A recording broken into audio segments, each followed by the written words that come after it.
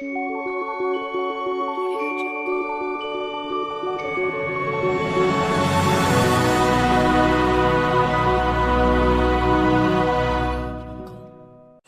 boa noite novamente a todos. Então, hoje vamos começar o capítulo 33, que até é um capítulo curto, curiosas observações, e temos aqui os nossos personagens principais do capítulo de hoje, André Luiz e a Narcisa. Então, vamos começar com o texto. O capítulo começa assim: poucos minutos antes da meia-noite. Aliás, lembrando que eles ainda estavam nas câmeras de retificação, continuavam trabalhando, mas já estava terminando o período de trabalho. Tá? Poucos minutos antes da meia-noite, Narcisa permitiu minha ida ao grande portão das câmaras, para tomar um ar. Os samaritanos deviam estar nas vizinhanças. Era imprescindível observar-lhes a volta para tomar providências. Com que emoção tornei ao caminho cercado de árvores frondosas e acolhedoras. Aqui, troncos que recordavam o carvalho vetusto da terra. Além, folhas caprichosas lembrando a acácia e o pinheiro. Devia ser uma região muito bonita ali de onde eles estavam, ali perto das câmaras de retificação. Aquele ar embalsamado figurava-se-me uma bênção. Aquele ar puro do campo. Né? Nas câmaras, apesar das janelas amplas, não experimentara tamanha impressão de bem-estar, porque nas câmaras o ar é pesado. Eles têm eles conseguem ter essa nuance, né? O cheiro, o ar pesado, até por causa das pessoas que estão lá sendo atendidas, né? Muitos vinham do umbral, né? Então, se vocês lembrarem como André Luiz chegou do umbral sujo, cheio de uma gosma, digamos assim. Assim caminhava silencioso sob as frondes carinhosas. Ventos frescos agitavam-nas de manso, envolvendo-me em sensações de repouso. Só por essa descrição eu já quero carimbar minha passagem para lá. Né? Vai junto com a Suzy. Com a Nilza também, vamos todos para lá. Apesar que se todo mundo que quiser ir para lá for, não vai ter espaço para todo mundo lá, mas tudo bem. Sentindo-me só, ponderei os acontecimentos que me sobrevieram, desde o primeiro encontro com o ministro Clarencius, que lembra da cena dele sentado lá com aquela... No filme, né, fica mais claro, ele sentado com aquela senhora, e a senhora reclamando, e o que a senhora fez, né? E nada. E ele, ouvindo aquilo, falou, não, deixa eu botar a mão na massa, né? Onde estaria a paragem de sonho? Na Terra ou naquela colônia espiritual? O que ele estava se perguntando? O que é a vida real? Lá, ou seja, aqui ou lá em nosso lar? O que é o real? Né? Dúvidas? Estavam perturbações na cabeça de André Luiz. E aí ele se lembra da mulher e dos filhos, né? O que teria sucedido a Zélia e os filhinhos? Por que razão me prestavam ali tão grandes esclarecimentos sobre as mais variadas questões da vida, omitindo, contudo, qualquer notícia pertinente ao meu antigo lar? Minha própria mãe me aconselhara o silêncio, abstendo-se de qualquer informação direta. No filme fica claro, né? Porque de tanto que ele insiste, levam ele lá e a gente sabe o que acontece. Ele fica completamente transtornado com o que vê, a ponto de quase voltar para o umbral, né? Não podemos esquecer, desde o começo do livro, está recebendo orientações, Sim. especiais, que prepararam o que ele vai encarar quando ele voltar. Sim. Então, você pode ver que nos capítulos anteriores ele encontrou uma pessoa que foi assassinada por veneno, outro que era questão de herança, e assim, todos os atendimentos que ele foi fazendo, iam preparando ele para ele entender o que realmente se passa no mundo carnal, né? Tudo indicava a necessidade de esquecer os problemas carnais. Aí, ó, tudo indicava a necessidade de esquecer os problemas carnais, no sentido de renovar-me intrinsecamente. E, no entanto, penetrando os recessos do ser, encontrava a saudade viva dos meus. Ou seja, os espíritos sentem saudade. Não somos nós que sentimos, não somos só nós que sentimos saudades deles. Eles também sentem saudades nossas. Desejava ardentemente rever a esposa muito amada, receber de novo o beijo dos filhinhos. Por que decisões do destino estávamos agora separados? Como se eu fosse um náufrago em praia desconhecida. Nem quem lembra do náufrago? O náufrago, né? E ele estava assim, se sentindo, dentro dele estava se sentindo o quê? Perdido, sozinho, abandonado à própria sorte. Como náufrago e o seu fiel companheiro Wilson. Vocês lembram, né, do Wilson? A bola Wilson. Simultaneamente, ideias generosas confortavam-me o íntimo. Não era eu o náufrago abandonado. Se minha experiência podia classificar-se como naufrágio, não devia o desastre senão a mim mesmo. Ele chegou à própria conclusão, ou ele estava chegando à conclusão que tudo o que aconteceu com ele só tinha um culpado. Quem era o culpado? Ele próprio. Quem é o culpado de tudo que acontece conosco? Nós mesmos. Agora que observava em nosso lar vibrações novas, olha a palavra vibração bonita aqui, de trabalho intenso e construtivo, admirava-me de haver perdido tanto tempo no mundo de frioleiras de toda sorte. E todo mundo sabe que, apesar de ser médico, ele era chegado numa carraspana, né? Era chegado em noitada, em frioleiras de toda sorte. Em verdade, muito amara a companheira de lutas e, sem dúvida, dispensar aos filhinhos ternuras incessantes. Mas, examinando desapaixonadamente minha situação de esposo e pai, reconhecia que nada criara de solo e útil no espírito dos meus familiares. Ele só se preocupava com o bem material. Ele nunca deixou faltar nada em casa. Mas e a parte moral? Amor, ou a própria parte moral. Que moral que ele dava para os filhos dele? Aliás, que moral ele teria para passar para os filhos dele?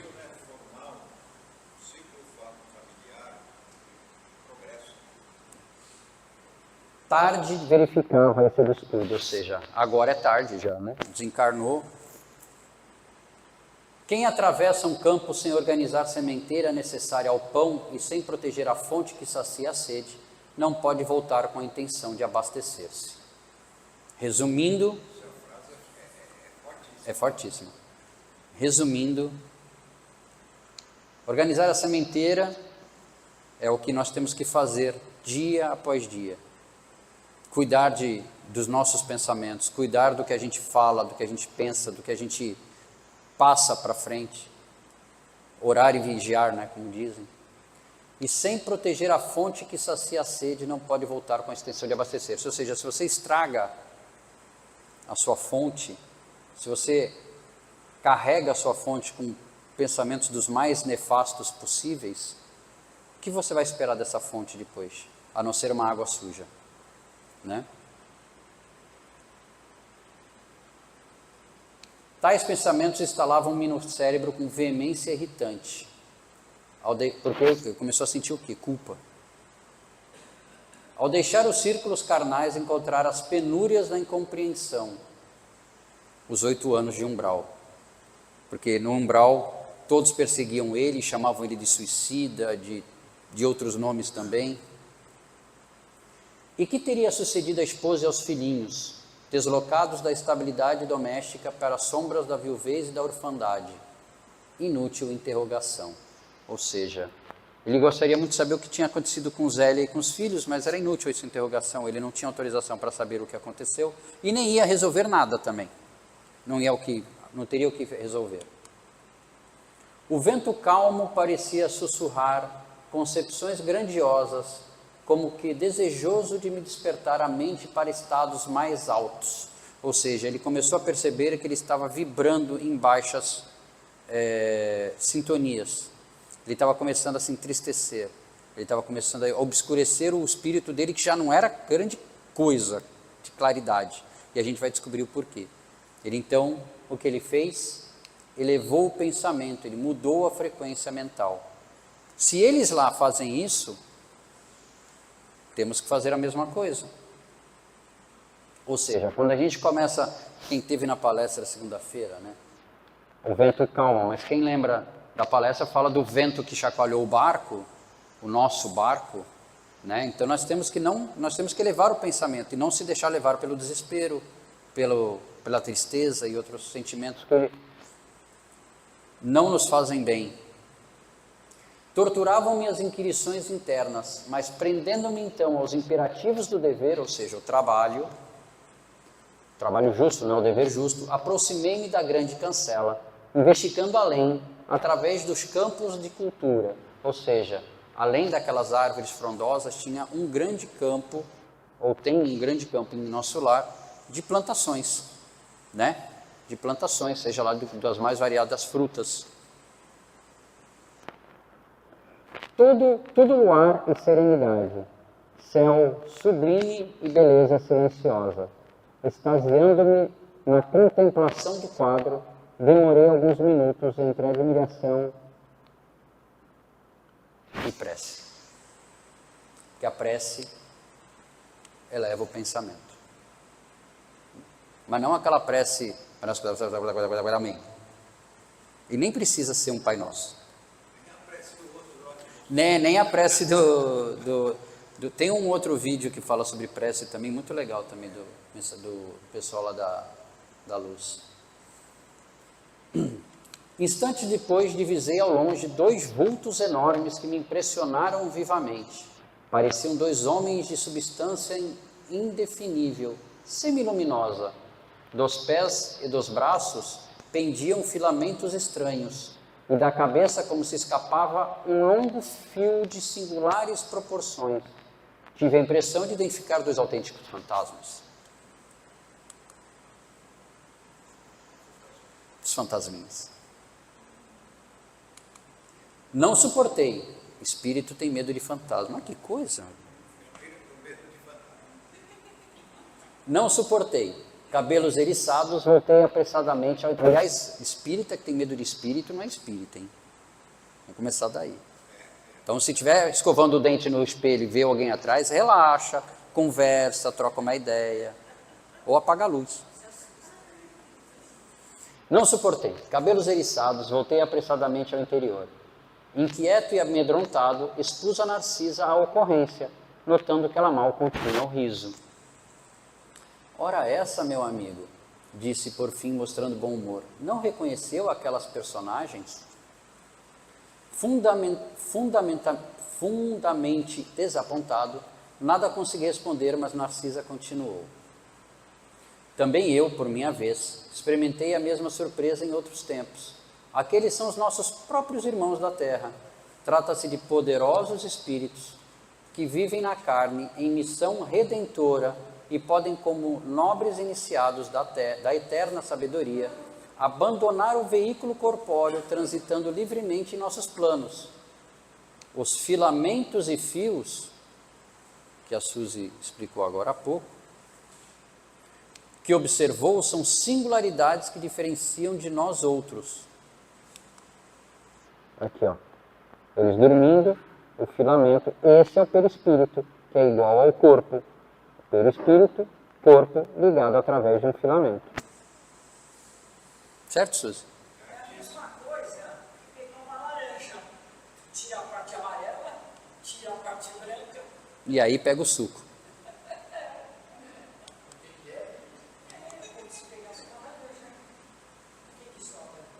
Também como descascar uma cebola, né?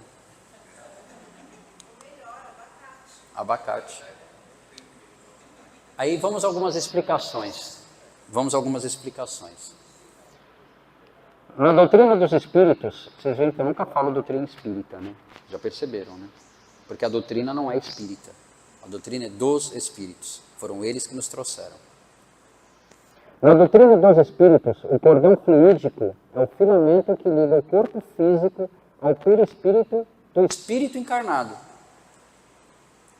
É também conhecido como cordão de prata ou fio de prata. É um laço semimaterial Eu usei o termo semimaterial para vocês terem a noção do que não é, assim, carne, né? Não é um negócio, é algo meio transparente, assim. Sua aparência varia de pessoa para pessoa.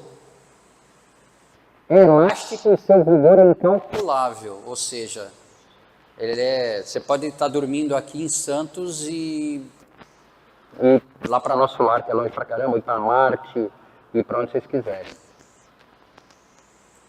É mais fino e sutil quanto mais longe do corpo o espírito se desdobra, ou seja, ele vai se afinando conforme a distância. Sua luminosidade é inerente ao grau de vitalidade do indivíduo, ou seja, quanto mais jovem, mais luz, quanto mais idoso, menos luz. Até por causa do fluido vital, que vai a bateria, né, vai descarregando. Funções. Mantém a alma ligada ao corpo físico. Fornece vitalidade ao organismo carnal.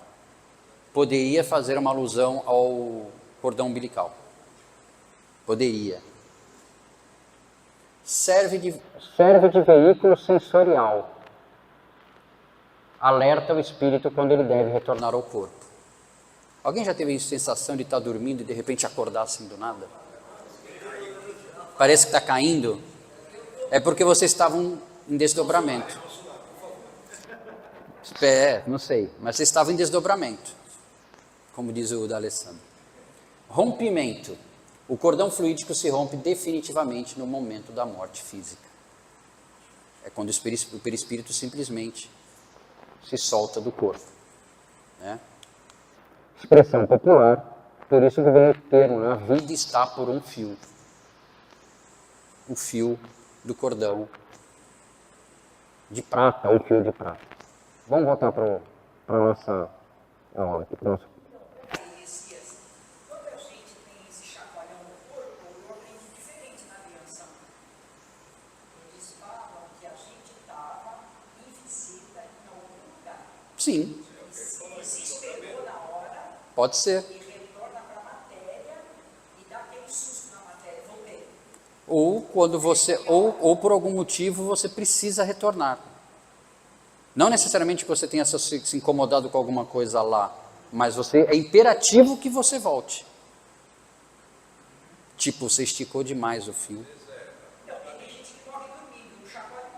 Não, morre dormindo porque tinha que morrer dormindo. Ali o fio não tem nada a ver com esse desdobramento. Tá? A morte porque estava dormindo é porque estava programado, tirando os que suicidam, claro, mas estava programado para que ele morresse daquela forma. E a pessoa quando morre dormindo, não morre dormindo de uma vez, assim, de uma hora para outra, como a gente chama. Não, é um processo de desligamento que é feito. Quem lê o livro Voltei, do irmão Jacó, tem lá todo o processo de desligamento do irmão Jacó durante o processo de morte física. Não é e ele morreu dormindo. Mas não é um negócio animado, não foi de um dia, não foi assim, pronto, morreu. Não, é um processo lento. Tá? Tem uns garçons lá no bar, que às vezes entra uma pessoa assim. Pensei que você ia falar que tinha garçom em nosso lar. Teve umas pessoas assim com problema físico, e eles não têm conhecimento nenhum. Ele fala assim, aonde que está Deus que veio para essa pessoa toda aleijada, toda. Eu falei assim, foi a roupa que ele escolheu para vir na terra. Ou a que ele precisava. Como escolheu? Eu falei, o que a gente faz aqui? Você não está levando uma vida certinha, continua com a vida certinha, trabalhando. É isso mesmo, porque tem gente que fala assim, né? Eu não escolhi, eu não pedi para nascer. Realmente aqui ninguém pediu. Ninguém aqui pediu para nascer. Implorou. Entendeu? Implorou. E ainda dá volta na fila se for lá, não está na hora, volta para a fila. Tirando a Suzana, que ela se escondeu atrás da árvore. Foi obrigada a vir. Oi. Fala do chacoalhão, só tem eu tenho chacoalhão assim. Ou quando eu sonho, eu estou caindo. Então, o sonho que você está caindo... Então, o sonho, normalmente esse sonho que você está caindo é porque você está voltando para o seu corpo. Eu faz tempo que eu não tenho isso. Vamos terminar, que senão... Não, são 8h30 ainda. Está cedo ainda. Dá para enrolar um pouco mais. Não se receie, ou seja, não tenha medo, portanto. Os encarnados que conseguem atingir essas paragens são criaturas extraordinariamente espiritualizadas, apesar de obscuras ou humildes na Terra. Alguém tem algum exemplo de personagens extraordinariamente espiritualizadas, apesar de obscuras e humildes na Terra? E outro.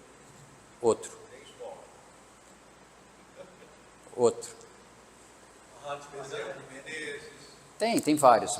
Eu quis pegar dois que eram mais ou menos da mesma. Não estou dizendo que. Eu não quero dizer que sejam esses dois que estavam lá, tá? Mas eu quis pegar dois mais ou menos da mesma época em que o livro foi escrito. Então eu peguei Chico e Arigó, que eram humildes, eram obscuros de alguma maneira, porque não eram tão. Ficaram famosos depois, mas não eram tão famosos. Mas extraordinariamente espiritualizados e não tinham cultura nenhuma. Cultura que eu digo assim, não eram catedráticos em nada. Arigó, acho que não sabia, talvez nem escreveu o nome direito. Claro que um foi completista, o outro não, né? O Arigó morreu de acidente de carro, porque adorava dirigir feito um maluco.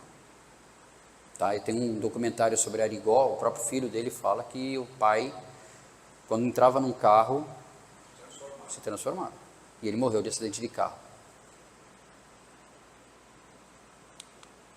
E encorajando-me bondosamente. Podia ter outros exemplos também, tá? Que nem Bezerra de Menezes, Madre Teresa de Calcutá, talvez hoje, mais recente, Divaldo, Irmã Dulce. Nossa, e tantos outros que a gente nem conhece. Pessoas que são fora da mídia, mas que fazem trabalhos de formiguinha, né? E encorajando-me bondosamente acentuou: vamos até lá. Temos 40 minutos depois de meia-noite. Os samaritanos não podem tardar. Ou seja, já era meia-noite e 40, quando eles estavam vendo esses dois vultos. Satisfeito, voltei com ela ao grande portão. Lobrigava-se, ou seja, eu enxergava com certa dificuldade, ainda a enorme distância, os dois vultos que se afastavam de nosso lar tranquilamente. A enfermeira contemplou-os, fez um gesto expressivo de reverência e exclamou: estão envolvidos em claridade azul. Devem ser dois mensageiros muito elevados na esfera carnal, em tarefa que não podemos conhecer.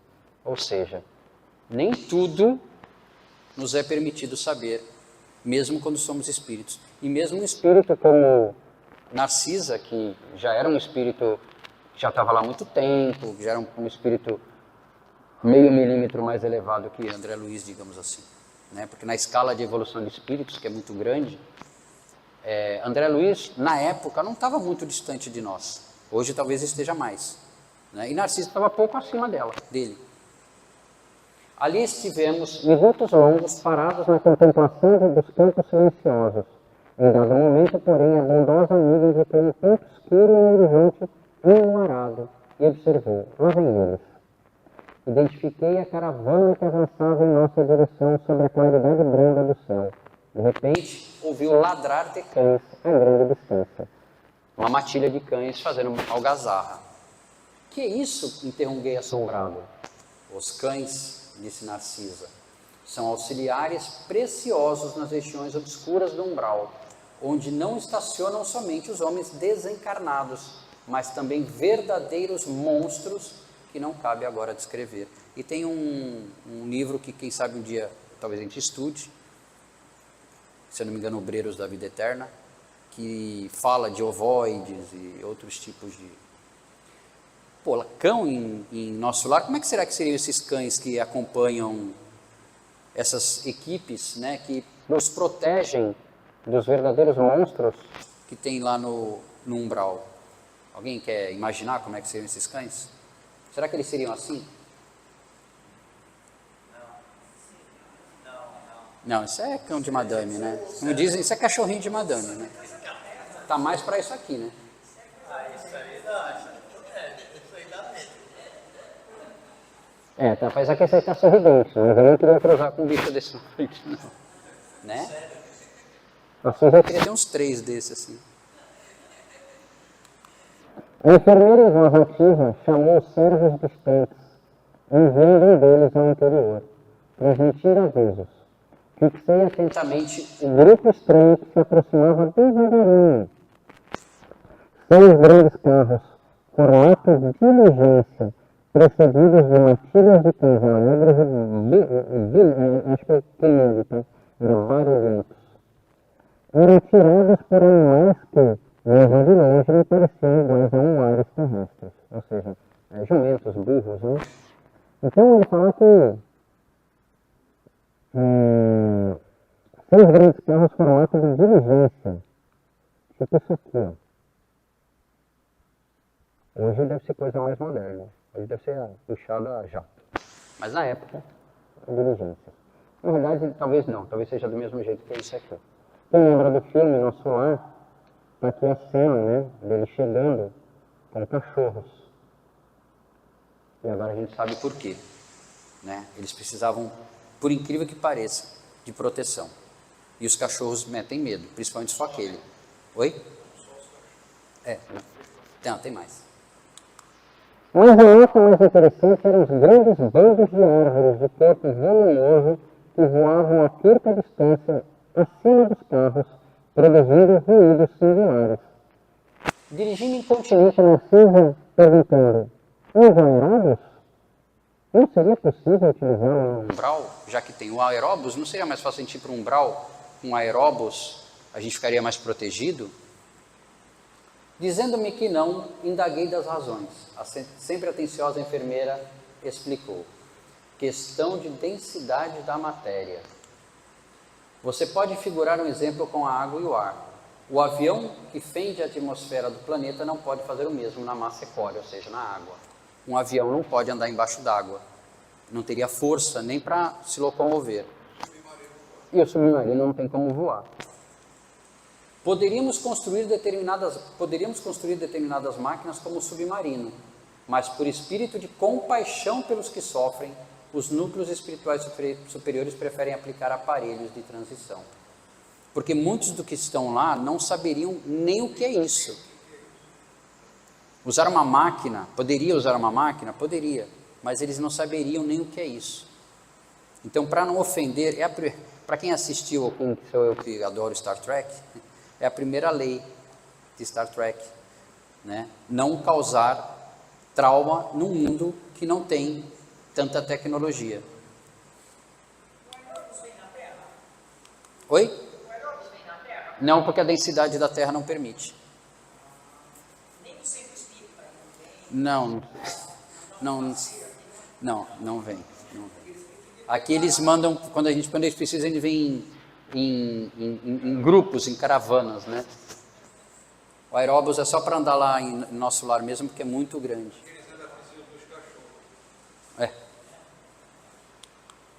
E aí, Nós estamos falando aqui de densidade de matéria. e eu vou trazer 2 perguntas, né? Uma pergunta Do Livro dos Espíritos, que está na parte 1ª, capítulo 2, Espírito e Matéria. Na 22, Kardec pergunta: define-se geralmente a matéria como aquilo que tem extensão, pode impressionar os sentidos e é impenetrável. Essa definição é exata? Então ele pergunta: matéria é aquilo que tem extensão? Então, isso aqui, ó. Impenetrável. E pode impressionar os sentidos, porque a gente consegue ver, né? Do ponto de vista, sim. Do vosso ponto de vista, sim. Porque só falais Daquilo que conheceis. mas a matéria existe em estados que não percebeis. Ela pode ser, por exemplo, tão etérea e sutil que não produza nenhuma impressão nos vossos sentidos. Entretanto, será sempre matéria, embora não seja para vós. Tem uma caneta aí? Tem. Aqui? Aqui. Não, caneta. Vocês estão vendo isso aqui? Vocês estão vendo essa caneta? Todos estão vendo que é uma caneta. Caneta, matéria. Estou vibrando a caneta. Vocês estão vendo a caneta? Só que de uma maneira mais sutil. Vocês conseguem até ver entre a caneta. Não consegue formar a caneta. É isso que ele está falando. É uma matéria tão sutil que os nossos olhos não percebem, mas é matéria. Mas é matéria. Fala, Suzy. O oxigênio é matéria. O oxigênio. A gente respira oxigênio e não vê. O oxigênio é matéria. Isso mesmo. O som é matéria. A gente não vê. Pensamento é matéria. Por isso que a gente tem que tomar cuidado com os nossos pensamentos. Que definição podeis dar da matéria? A matéria é o liame, o que liga, né? Que escraviza o espírito. É um instrumento que ele usa e sobre o qual, ao mesmo tempo, exerce a sua ação. Por isso que a Suzy falou lá do espírito, do perispírito e do corpo. O corpo é matéria, é onde o espírito exerce a sua ação. Ele precisa do corpo para poder pegar a caneta. Teoricamente, alguns espíritos mais evoluídos conseguem se materializar e pegar a caneta também, mas não vamos chegar nesse ponto agora. Diga-se. Na verdade, são os espíritos menos evoluídos Que precisam... mas é isso que eu ia que falar. fazem os fenômenos. Comentário de Kardec. De acordo com isso, pode-se dizer que a matéria é o agente ou intermediário com a ajuda do qual e sobre o qual o espírito atua. Então, o espírito precisa dessa matéria para poder atuar nesse mundo ou em qualquer outro mundo entre os mundos habitados. Já que tudo é matéria, o ar é matéria, mas a gente consegue passar pelo ar. Por que eu não consigo passar pela parede? Aliás, uma coisa que isso é física quântica, só um comentário, a gente não toca na parede, tá? A gente tem a sensação de toque só. Mas assim, por que a gente não consegue passar pela parede? Alguém quer arriscar? Porque ela é dura, né? Também, porque ela é dura. Não quer falar, Suzy? Você sabe. Não é que ela é dura. É que os átomos da parede estão tão unidos, que se tornam, entre aspas, impenetráveis.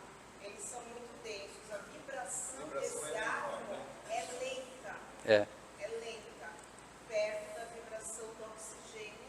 que é mais rápido. Muito maior, por isso não consegue ser visualizado. Então vocês entendem que tudo é vibração? Tudo é vibração. Pensamento é matéria, porque o pensamento vibra energia. Então a gente tem que ter cuidado com os nossos pensamentos. A densidade da matéria do mundo espiritual está relacionada com a evolução do espírito e com a sua relação com o mundo físico. Isso aqui é comentário meu, tá? Ou seja, quanto mais elevado o espírito, menos densa é a matéria que forma o espírito. Voltando ao texto. Além disso, em muitos casos não se pode prescindir da colaboração dos animais. Como assim? Perguntei surpreso. Os cães facilitam o trabalho. No caso, a gente já viu que eles assustam, devem criar algum tipo de incômodo, farejam também se tem alguém perigoso ao redor. Os muares ou mulas suportam cargas pacientemente e fornecem calor nas zonas onde se faça necessário. Ou seja, eles fornecem calor incrível, né? Os espíritos sentem frio. E suportam cargas, por quê? Porque as pessoas que são resgatadas, a gente lembra da cena colocando numa maca, né? Mas eles podem ser colocados em carroças, né? Ficam deitados, e os muares, as mulas puxam as carroças, eles suportam cargas.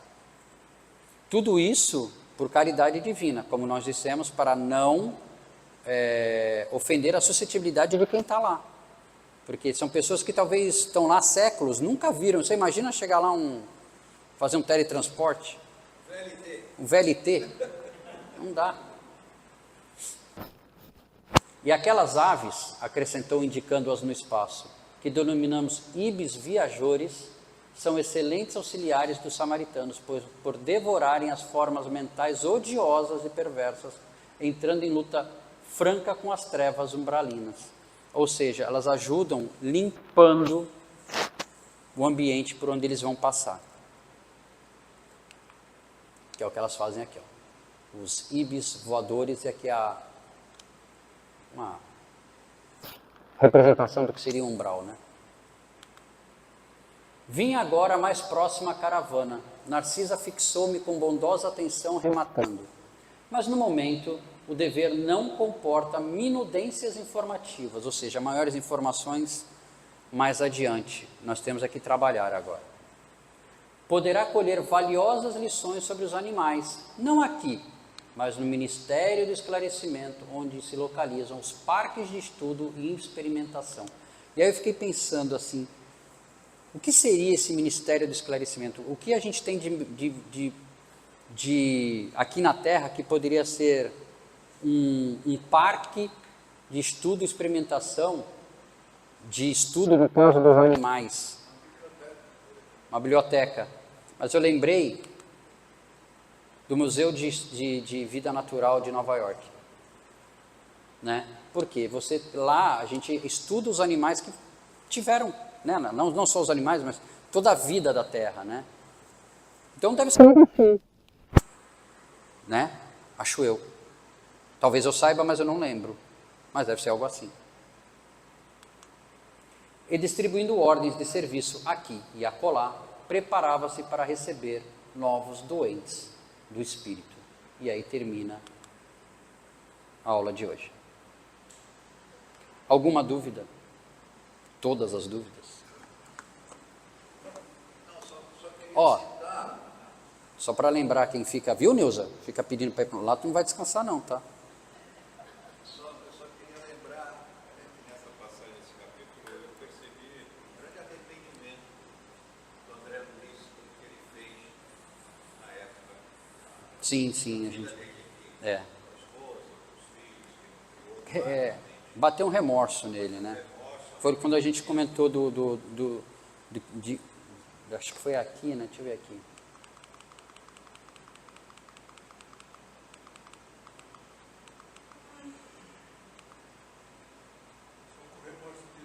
Aqui, ó. Em verdade, muito amar a companheira de lutas e, sem dúvida, dispensar aos filhinhos ternuras incessantes, mas examinando desapaixonadamente minha situação de esposa e pai, reconheci que nada criara de sólido e útil no espírito. Ele não estava falando nem de corpo. De corpo ele atendeu todas as necessidades. Ele dava roupa, comida, água. Isso tudo a gente só percebe quando a gente chega do lado de lá. É aquilo que eu comentei. A gente está aqui achando que está tudo normal. Tudo bem, como agindo de forma correta. Mas na realidade não. Mas será que tudo isso não vem justamente para você poder se reabilitar? Sim, mas com certeza. E quem executa o seu plano reencarnatório de fio a pavio certinho que foi programado? Ninguém consegue. São raros. São os completistas. Né? Chico foi um completista. Conseguiu. É raro quem consegue completar o seu ciclo encarnatório certinho. São muito raros. São espíritos realmente elevados. Né? A gente não consegue. Gasta muitos anos, né? Deve vir Depende de nós mesmos. muitos anos, né? E mesmo Chico, concepção minha, tá? Por mais que Chico tenha sido o Chico, com certeza, naquela fita que você mostrou no vídeo, né? Do que a pessoa tinha que fazer, capaz do Chico ainda ter alguma coisinha para fazer. Entendeu? Claro que ele subiu e já é um espírito elevado, mas ele ainda deve ter, talvez não precise mais encarnar para fazer alguma coisa, mas ele está fazendo lá, né? O trabalho nunca cessa. Eu sempre vou fazer uma pergunta, talvez seja um tanto meio pessoal, né? Mas assim, quando você está pensando demais em alguém que já se foi, como no caso eu penso muito no meu marido, né? Não faz bem a ele, né? O que Cristo falou? Deixai os mortos enterrar os mortos. Isso não significa que você tem que, tipo assim, morreu um parente seu, você fala, se lasque, deixa aí que o vento mata, né? O bicho come. Não é isso. Você tem que fazer todos os procedimentos, velório, sentir o luto, né? O luto é importante, mas o luto tem um início, um meio e um fim, né? Porque isso não significa que você vai esquecer das pessoas que morreram, né? Eu lembro do meu pai, da minha mãe, mas eu já lembro de forma diferente. Eu não lembro com saudade, entendeu? Eu lembro de uma forma mais leve.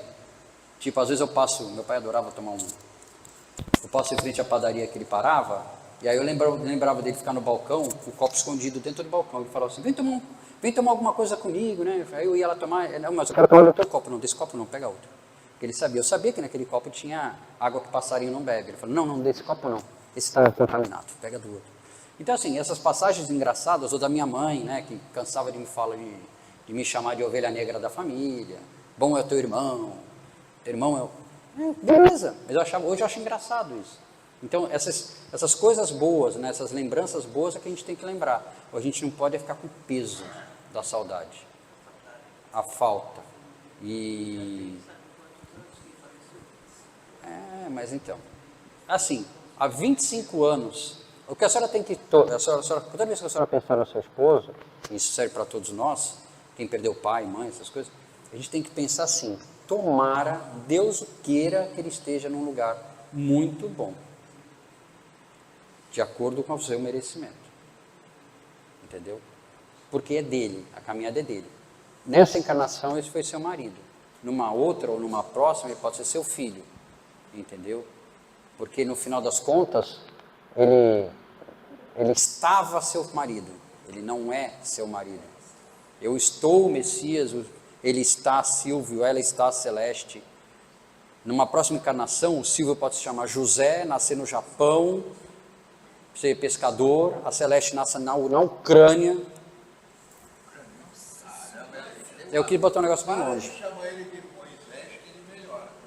Não, o que eu quero dizer é o seguinte, e eles podem até se reencontrar numa outra situação, mas tudo depende da caminhada deles, né? Os núcleos familiares no mundo espiritual são enormes, nós todos fazemos parte da grande família de Deus, né? Quando perguntaram para Cristo, aliás, quando Cristo falou assim, quem é meu pai, quem é minha mãe, quem são meus irmãos, né? Porque É uma passagem que choca, né? porque ele falava assim, chamaram Cristo, falaram assim, olha, sua mãe está aqui, seus irmãos estão aqui. Aliás, a primeira vez que a gente ouve, né, isso na Bíblia está, né, que ele tinha irmãos, né, porque era normal naquela época. E ele fala, quem é meu pai, quem é minha mãe, quem são meus irmãos? É toda a família de Deus. Uma outra passagem de Cristo que é interessante, eu não vim trazer a paz e sim a guerra. Eu vou colocar pai contra filho, filho contra mãe, marido contra esposa, irmão contra irmão. Só que ele não estava falando daquela época. Tem um capítulo do Evangelho segundo o Espiritismo que relata isso bem feito, bem tranquilamente. Você entende que ele estava falando do que ia acontecer muitos séculos depois, nas cruzadas, nas guerras religiosas, né? Porque nunca se matou tanto em nome de Deus como nessa época. Por causa de Deus, né, ou por causa do que ele falou, no caso Cristo, era irmão contra irmão, era pai contra filho. Por quê? Porque é tudo a mesma família. Oi?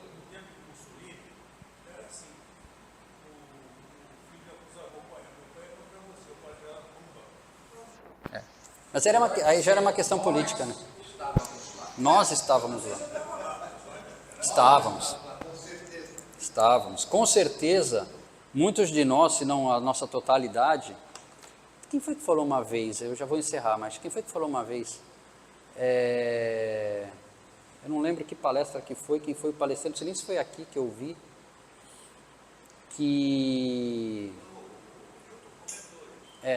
Newton acho que comentou, né? Que Ismael, né, que é o...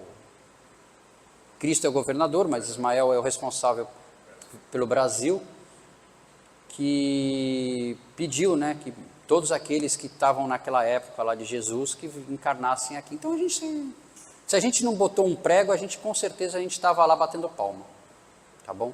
Gente, já são 8h55.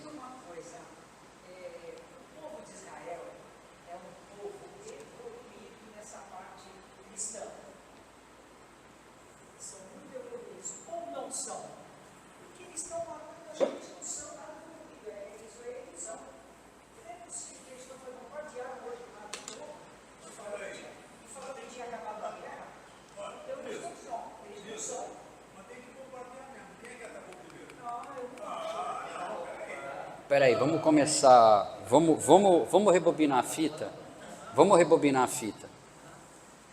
O que a gente está falando desde o primeiro dia que vocês vêm aqui em todas as palestras que vocês assistem?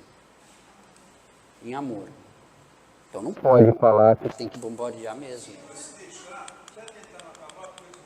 Mas assim, o que eu vou lhe falar uma coisa, não traga isso para você. Isso é um problema deles. Mas assim, muito pelo contrário, a gente tem que torcer para que parasse. Mas aí é um problema deles.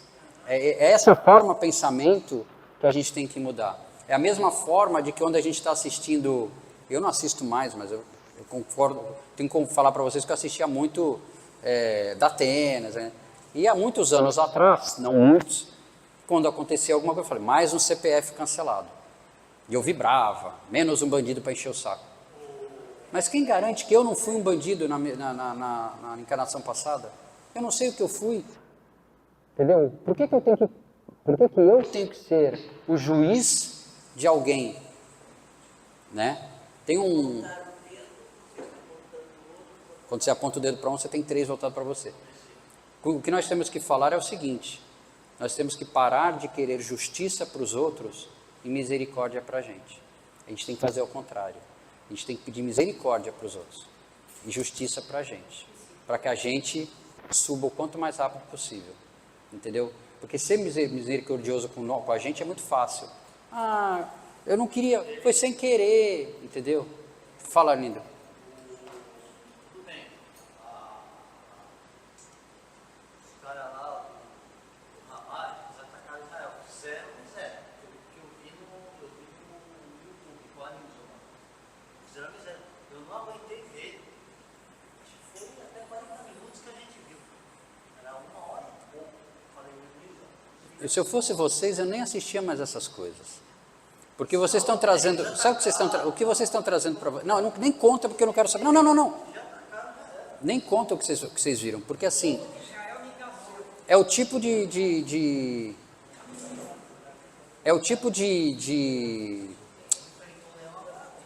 tipo de vídeo, é o tipo de informação que a gente não pode trazer para a gente. Eu não assisto mais jornal. Só quando fala do Santos. Eu não assisto mais jornal. Entendeu? Então, vídeos de violência é algo que a gente tem que eliminar. A gente sabe que a violência existe, mas a gente não precisa trazer isso para dentro de casa. Entendeu? Então, quando você sabe que está tendo guerra, quando você sabe que está tendo algum tipo de evento dessa natureza, você tem que pedir misericórdia. Entendeu? A coisa que a gente faz é tomar partido. Pois é. Quando se toma esse partido, você pode estar cometendo o maior pecado do mundo, o maior erro da tua vida. Por isso que veio a doutrina dos Espíritos, né? O Consolador prometido, e tem um texto do Evangelho que fala que veio trazer luz aos cegos. Não que os cegos iam começar a enxergar, trazer luz para a gente, tá bom? Tirarmos da escuridão das nossas idiosincrasias, né? Dos nossos pensamentos negativos.